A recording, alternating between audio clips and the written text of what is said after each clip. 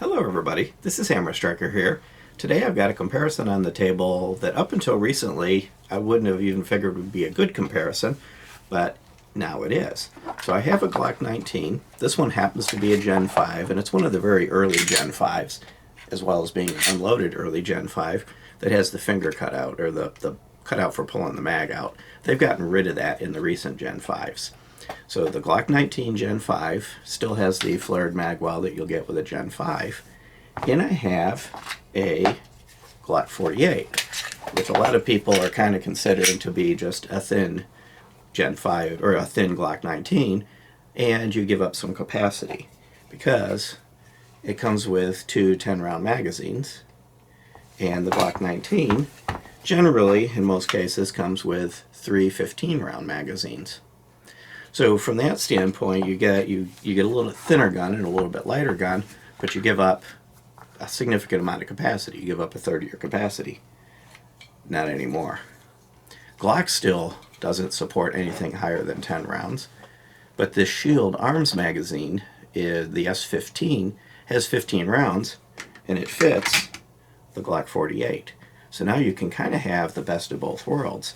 And if I put the 15-round magazine in the, I put the 17-round magazine in. It would help if I grabbed the right magazine off the table to do that comparison.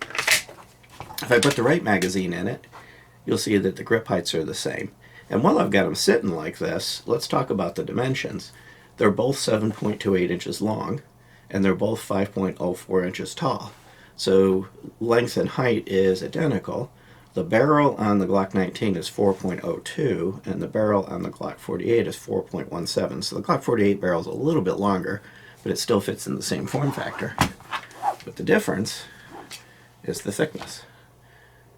You'll see that the Glock 48 is significantly thinner. The Glock 19 is 1.34 inches, and the Glock 48 is 1.10 inches. So you're looking at a quarter-inch difference. And that actually is significant when you're talking about concealed carry.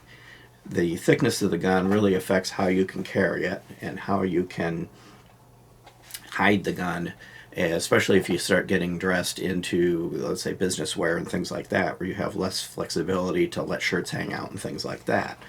Now, there is no parts interchangeability between the 19 and the 48. Everything is different on the two guns, even though the function is the same. They fundamentally work the same, but they are different. The Glock 48 does have the reversible magazine catch, but there's a catch to that catch. You cannot use the S15 magazine if you have reversed it for a lefty because it's only got the cutout on one side. It wouldn't surprise me if Shield Arms doesn't address that. That was probably an oversight. With the stock magazine, you can reverse it just like any other Glock that's a Gen 3 or newer.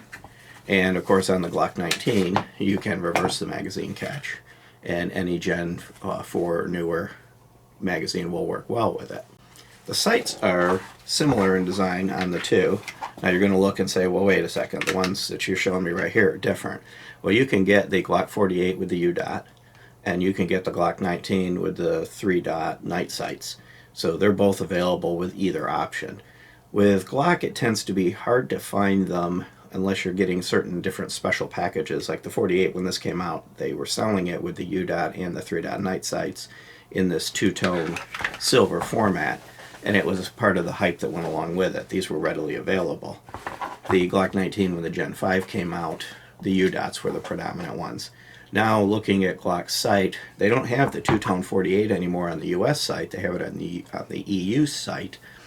And in the U.S. one, it's the U-dot that's the predominant one.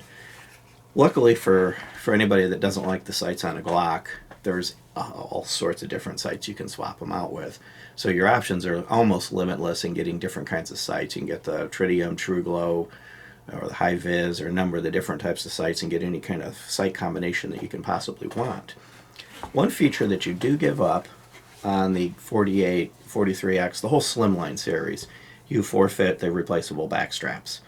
This is what you get, this is what you use.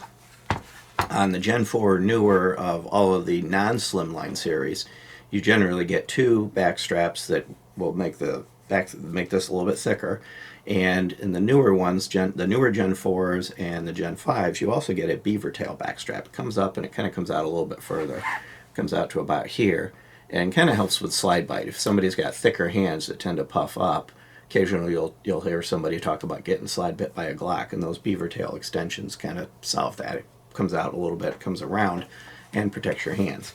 You don't get that with the 43X, the 43, 42, or the 48, any of the slimline guns. They function the same. Their triggers are very similar. One thing I do find is the triggers are a little bit smoother on the larger guns. So the 19, 17, that series tends to just be a hair smoother. It's almost not easy to measure, it's just a feel thing. So the trigger is just slightly better on the regular 19s, but it's not a big difference. It's not enough of a difference that's going to make a choice between the two. Other than that, the other thing you give up is rail. You'll see that the Glock 19 and 17, and that entire series of larger frame guns have the typical Glock single slot rail. So you can put accessories on here, and it's a Picatinny style rail. You forfeit that on the slimline series. There's a number of companies, Cribs and Trace is one of them, that make lasers that go around the trigger guard. Viridian also makes lasers that'll fit around the trigger guard. So you can get light and laser combos for them, but you're looking for something that's made for the Glock. The good news is with Glock, every company's making something for the Glock. So Glock comes out with a new gun. Sometimes the aftermarket almost beats them to the sales of the various accessories. A few other differences that might be of note. When things aren't in panic mode and people are buying everything up, when kind of life is normal, the 48, the 43X, they're around 550-ish, give or take. I'm sorry, 450-ish. The 19s are around 550-ish. So there's roughly a $100 difference in street price on average. You can get them a little bit more expensive, a little bit less, depending on where you're at. Now, right now, everything's pretty much going full retail because everybody can sell whatever it is they got at whatever price they can get. But once things are back to mainstream, you might save about $100, which might make up for the fact that you'd want to buy a couple magazines, or at least one of these, so that you can carry it with the 15-round capacity. Now, talking about magazine capacity, as I pointed out, this one starts with 15 rounds. That's the stock magazine. You can also put a 17-round magazine in it, and you can put some magazines in it that are too scary to show on here on YouTube. Whatever is available that will fit a 9mm Glock will fit the Glock 19, with the exception, of course, of the 10-round Glock 26 magazine. They're too short.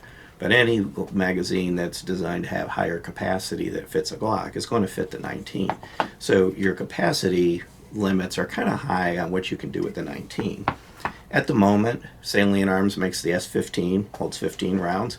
Glock makes the 10-round magazine, holds 10 rounds, and that's it. There's no magazine interchangeability. By the way, a second ago I said Salient Arms. I don't know where that came from. I meant to say Shield Arms. Shield Arms is the one that makes this S15, 15-round magazine.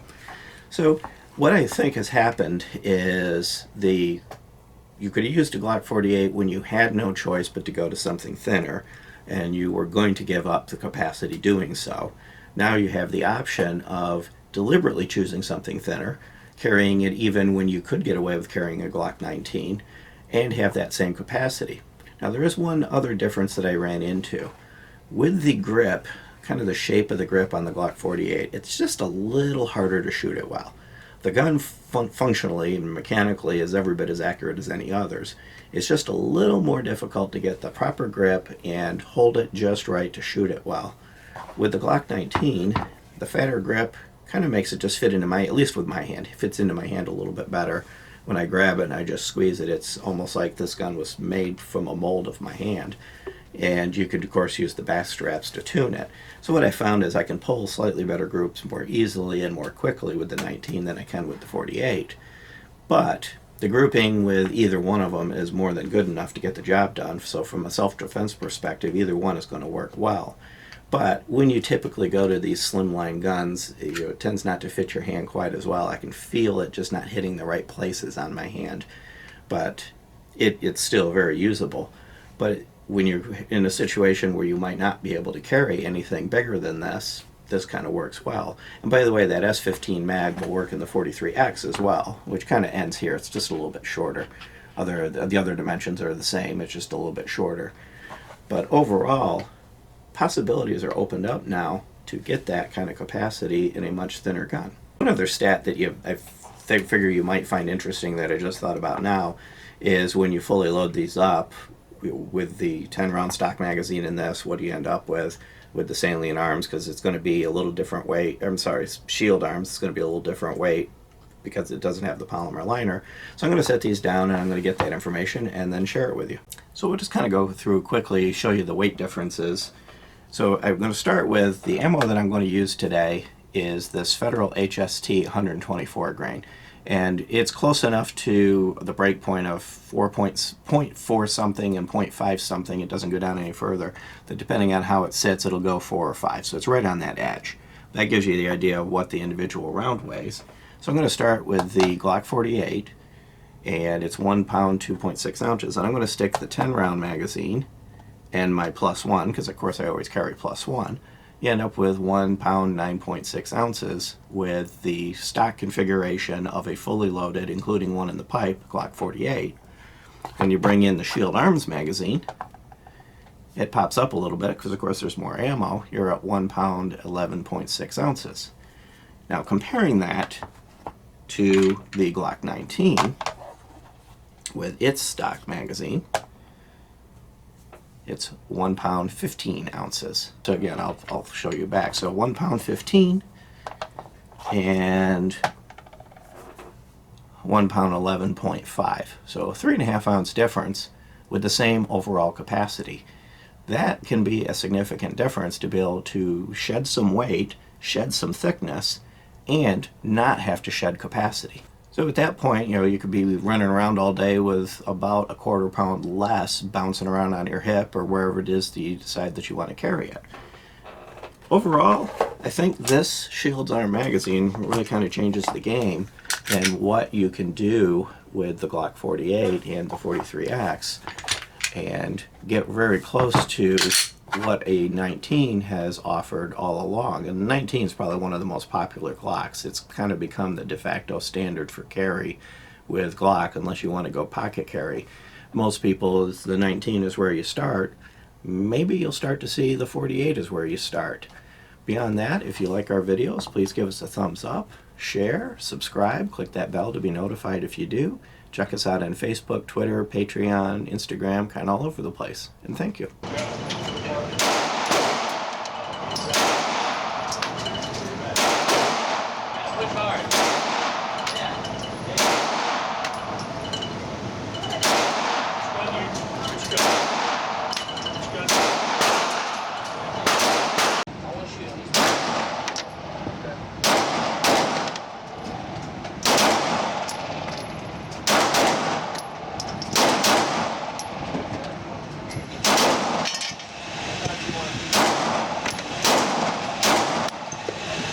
Well,